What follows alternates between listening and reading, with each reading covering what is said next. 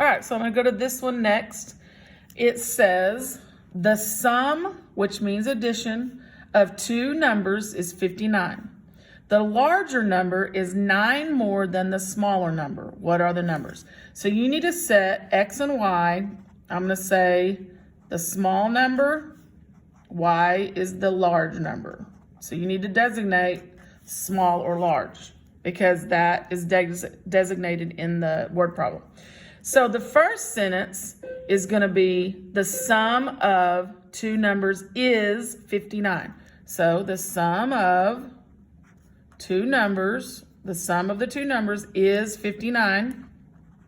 So remember when you're reading these, that these are systems of equations. So always try to identify two different equations. Usually it's two different sentences.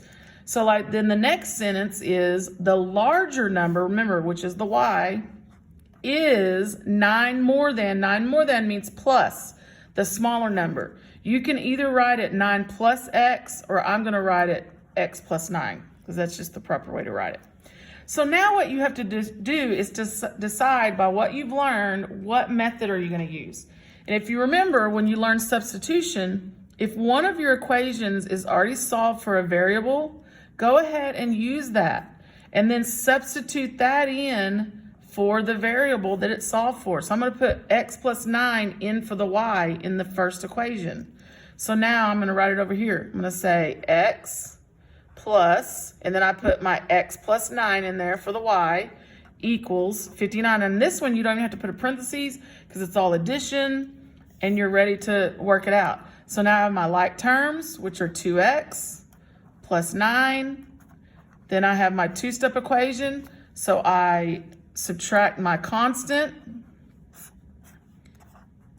and then 59 minus 9 is 50, and then divide by your coefficient.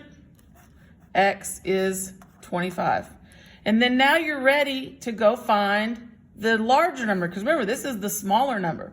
So now we go to our larger number, which was the Y, and we use this equation. So we say 25 plus 9, which is going to be 34. So your two numbers are 25 and 34.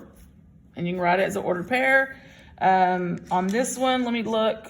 It doesn't have a way that you have to put it in, so you can just put it as two numbers with a comma. I don't really know if you have to necessarily put the parentheses or not. All right, so there's another one. Another word problem for this lesson.